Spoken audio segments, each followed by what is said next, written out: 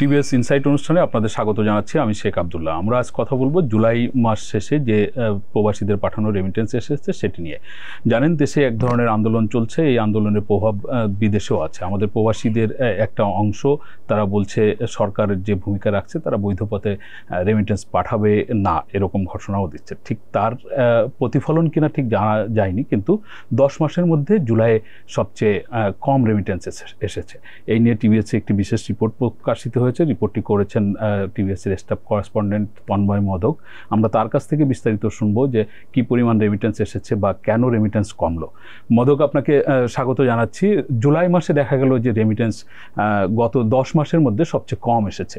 আপনারা রেমিটেন্সের স্টোরি করার সময় বিশেষজ্ঞ বা বাংলাদেশ ব্যাংকের সঙ্গে কথা বলেছেন, কম আসার কারণ কি বলছে? প্রথমে ধন্যবাদ আব্দুল্লাহ ভাই আমাকে এই শোতে আমন্ত্রণের জন্য। তো আমরা যদি জুলাই মাসের রেমিটেন্সের ফিগারটা দেখি, সেটা হলো $1.91 বিলিয়ন, যেটা আসলে আমরা যদি সামগ্রিক চিন্তা করি সেটা কিন্তু খুব কম না, 2 বিলিয়নের একটু নিচে। কিন্তু সমস্যাটা যেটা হলো যে আমাদের আসলে দেখতে হবে যে এই রেমিটেন্সের ফিগারটা মানে মাসের কোন সময় এসেছে আর কি। আমরা দেখেছি যে এই যে $1.91 বিলিয়ন, এটা এর মানে বড় একটা অংশ 60 to 70% চলে এসেছিল আসলে 15 থেকে 16 তারিখের মধ্যে। তারপরে আসলে আমরা যে বৈষম্য বিরোধী ছাত্র আন্দোলন, সেখানে সহিংসতায় 200 জনের বেশি মৃত্যু, এই সকল ঘটনার মধ্যে কিন্তু ইন্টারনেটের মানে ব্ল্যাক আউট ছিল বেশ কিছুদিন আসলে সাধারণ ছুটির কারণে ব্যাংক বন্ধ ছিল। ফলে এইখানে একটা ডেফিসিয়েন্সি তৈরি হয়েছে। শেষের দিকে আসলে রেমিটেন্সটা খুব বেশি বাড়েনি, যদিও বাংলাদেশ ব্যাংক আমাদের জানিয়েছে যে শেষ 4 দিনে 300 মিলিয়নের বেশি আসলে তারা রেমিটেন্স পেয়েছে। তো এই জায়গাতে একটা অনিশ্চয়তা তৈরি হচ্ছে, কারণ আগামীকালকে থেকেই কিন্তু আবার আমরা শুনছি যে আসলে ছাত্রদের যে আন্দোলনটা তারা এখন করছিলেন, বৈষম্য বিরোধী ছাত্র আন্দোলন, সেটা এখন মানে অসহযোগ আন্দোলনের দিকে মুভ করছে। তারা ঘোষণা করেছেন আগামীকালকে থেকে। রেমিটেন্স যদি ধারাবাহিকভাবে কমতে থাকে তার প্রভাবটা কি হতে পারে? হ্যাঁ, সেটাই বলছিলাম যে ওই যে তারা যে আন্দোলনটা ঘোষণা করেছেন সেখানে একটা দাবি কিন্তু আছে যে প্রবাসীরা যেন রেমিটেন্সটা না পাঠান। এখন আমাদের দেখতে হবে যে এই কালকে থেকে শুরু হওয়া নতুন যে একটা ধারাবাহিকতা, সেই ধারাবাহিকতায় আসলে আমাদের প্রবাসীরা আসলে কেমন রেসপন্স করেন। তারা যদি দেখা যায় যে আসলে মানে এই আন্দোলনের সঙ্গে একাত্মতা পোষণ করেন, সেক্ষেত্রে আসলে রেমিটেন্সে বড় ধরনের ধাক্কাই আসতে পারে। তবে ব্যাংকাররা আমাদের বলেছেন যে আসলে প্রবাসীরা টাকা পাঠান তাদের পরিবারের কাছে, এবং সেই পরিবারের কাছে টাকা পাঠানোর জন্য সবথেকে বিশ্বস্ত এবং নির্ভরযোগ্য মাধ্যম হলো গিয়ে ব্যাংক। কারণ হুন্ডিতে অনেক সময় অনেক ধরনের অনিশ্চয়তা, অনেক ধরনের রিস্কের বিষয় থাকে। তো তারা বলছেন যে পরিস্থিতি স্বাভাবিক হয়ে আসলে রেমিটেন্সটাও আসলে স্বাভাবিক হয়ে আসবে। এখন রাজনৈতিক পরিস্থিতি কতদিনে মানে শান্ত হয় তার উপরে আসলে নির্ভর করছে। আসলে রাজনৈতিক অস্থিতিশীলতা এর আগেও বাংলাদেশে ছিল, কিন্তু সেই সময় কিন্তু রেমিটেন্সের এরকম নেতিবাচক প্রভাব বিশেষ পড়ে নাই। এখন যে প্রভাব পড়ছে সেটা আমাদের ইকোনমিতে কি ধরনের প্রভাব ফেলতে পারে? প্রথমেই আমরা যদি দেখি আমাদের ইম্পোর্ট কিন্তু প্রতি মাসে $5 থেকে $6 বিলিয়ন করতে হয়, এবং সেই ইম্পোর্টের যে ডলারটা আমাদের খরচ হয় সেটা যোগান আমরা দুইটা জায়গা থেকে মেইনলি বের করি, একটা হলো এক্সপোর্ট এবং আরেকটা হলো রেমিটেন্স। তো আমরা দেখছি মানে কেন্দ্রীয় ব্যাংকের তথ্য অনুযায়ী মে পর্যন্ত আমরা যে হিসাবটা দেখেছি সেখানে দেখেছি এক্সপোর্ট প্রায় 6%-এর মতো পড়ে গেছে। একটাই আমাদের পজিটিভ সাইন ছিল রেমিটেন্স, যেখানে আমরা 10%-এর বেশি গ্রোথ দেখেছিলাম। তো এই ধারাবাহিকতা যদি থাকে এবং এই আন্দোলনের কারণে যদি রেমিটেন্স প্রবাহ বাধাগ্রস্ত হয়, এই যে গ্রোথটা আমরা দেখছি 10%, সেটাও কিন্তু কমে যেতে পারে।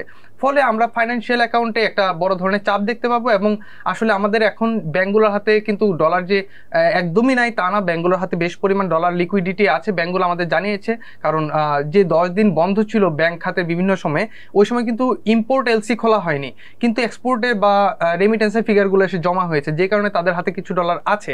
তবে এই ধারাবাহিকতা যদি খুব বেশি দিন থাকে, এই সারপ্লাস লিকুইডিটি যে তাদের হাতে আছে সেটা আসলে ধরে রাখা তাদের জন্য কঠিন হবে। আপনি যে বলছিলেন এটা আপনার কাছ থেকে শেষ শুনতে চাই যে ব্যাংকগুলো বলছে যে রেমিটেন্স পাঠানোর বৈধ মাধ্যম হচ্ছে ব্যাংক, বৈধ এবং নিরাপদ।